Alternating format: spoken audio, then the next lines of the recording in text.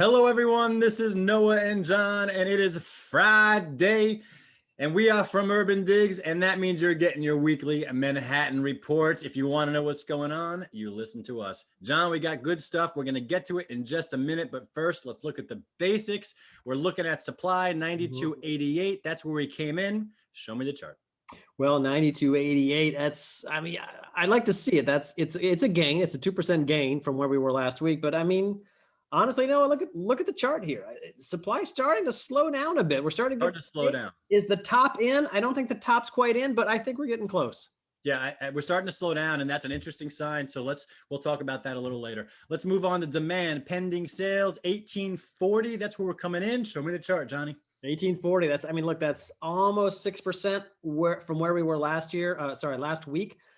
Look, this is a pipeline number. So once it starts going, it's going to start accelerating a little bit. So it's good to see that that's moving in the right direction. Again, that a lot of that has to do with, how many are sort of being closed versus how many being put into contract. But again, going in the right direction.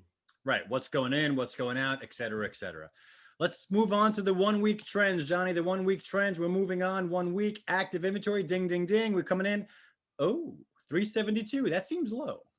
That's low. I mean, that's a 30% drop from where we were last week. And true, it was a holiday week this week. A lot of people took Monday off. You could blame that, but I think that if you look at active supply and you look at weekly new listings, you get the feeling that maybe the sellers are kind of done dumping the listings on the market here.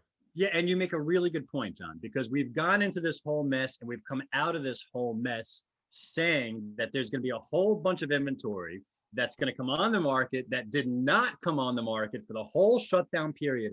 And the only uncertainty that we did not know is how much. Right? That was the only thing that we didn't know. Is it going to be 3 months of a lot of stuff? Is it going to be 6 months of a lot of stuff? Right? So the fact that we're slowing down right now, we got to blame it on something. Do we blame it on the holidays, or do we blame it on the fact that maybe there's a little fatigue on the listing side? Right? That's interesting. So we'll keep an eye on that. Let's move on to demand. 1 week contract signed, 1 week contract signed, 144, stagnant.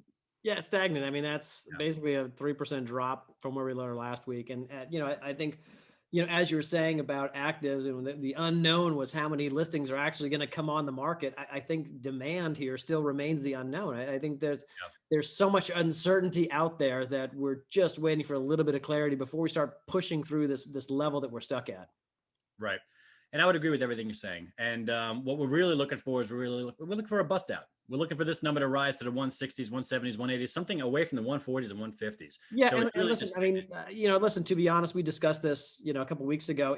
First, the inventory comes on. It takes buyers a while, about a month or so, to kind of get out there, kick the tires, make the negotiations, get those contracts signed. So we're in the third inning here. We have a little ways to go before we sort of, complain that demand is really down. That's a very good point. The second active season in Manhattan real estate goes from after Labor Day to about Thanksgiving, right? Yeah. So we are in about the third inning here. So we'll keep an eye on this. So John, we're going to do something now. I want to go back to the chart room over here. Okay. And there's a couple of things I want to do. All right.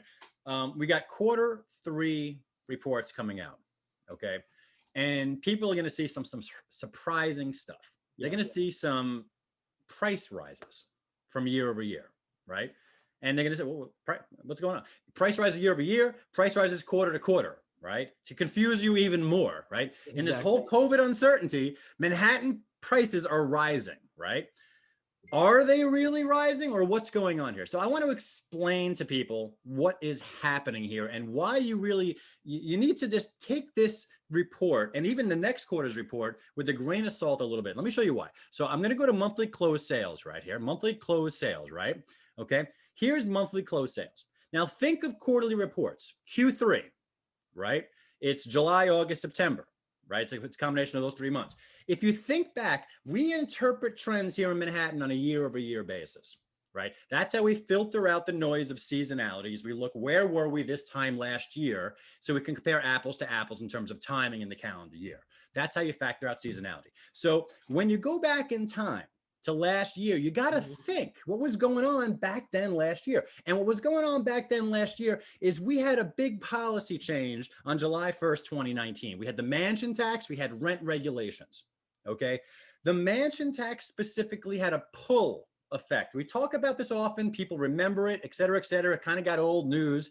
But the reason why it's new news now is because the reason you're not going to see COVID declines and discounts in the quarterly reports is because you're comparing yourself to a Q3 that was a victim, John. It was a victim of a pull effect from the mansion tax. And you can see it right here. This is the closed sales bump in June and even in May, right? And that was all of the sales being pulled from Q3 to beat the mansion tax, right? So now if I go to median sales price, let me go to median sales price. You're going to see the same thing.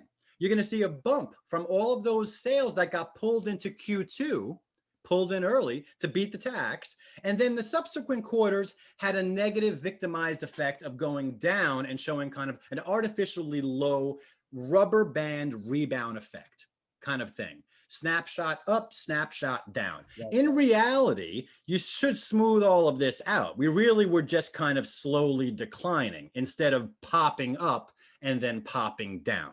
But the fact of the matter is, and let me just bring up my chart over here, okay? My little color code, is that we're going to be counting July, August, and September, right? So you're looking at a bunch of months. You're looking at these 3 months right over here, right? It's going to be low. So the year-over-year trend is not going to be hard to beat because of this pull effect on Q3, and that's going to result in very confusing numbers to people, okay? Number one, that's the number one force. Number two force, all of the COVID deals have not yet been filed. Okay, so you got these two forces combining, and that's why the quarterly reports are showing a year-over-year rise and a quarter-to-quarter rise, when in reality, the COVID discounts, the price discovery, that is probably going to show itself in the subsequent next 2 to 3 quarters. So anyone looking for it, and it's very possible that Q1 of 2021 is the really one that really shows it, just because of year-over-year dynamics.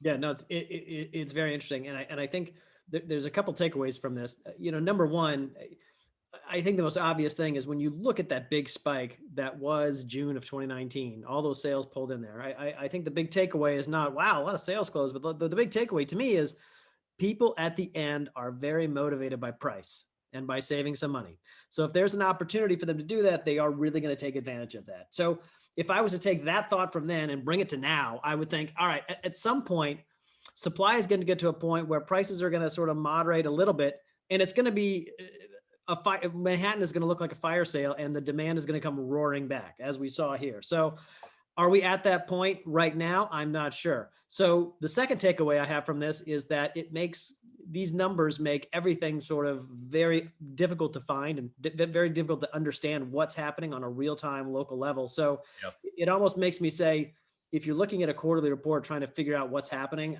don't. You're going to want to look at very hyper-local, very relevant supply and demand statistics to understand what's happening in your specific local area.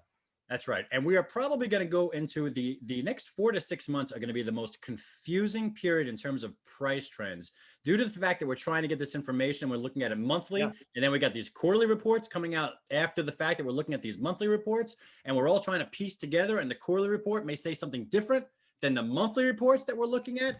And we said this last week in our weekly report, do not interpret with high confidence those price trends for the next 4 to 6 months due to the volatility and the low volume, John. John, take a look. Look at the volume. Look at the volume level of where we are at. If you kind of put a median on that and you think about where we are in terms of volume, we're supposed to get 1,000 sales each month. You could see the level up here. We're nowhere near that level. And we're about to go into a 4 to 6 month period that is fueled with sales that were signed during the majority of the COVID shutdown. That's what lies ahead. So the sales volume is going to be light. It's going to be volatile numbers. Use caution in looking at this. And when the Q3 reports come out and show year-over-year gains, now you know why. Good stuff.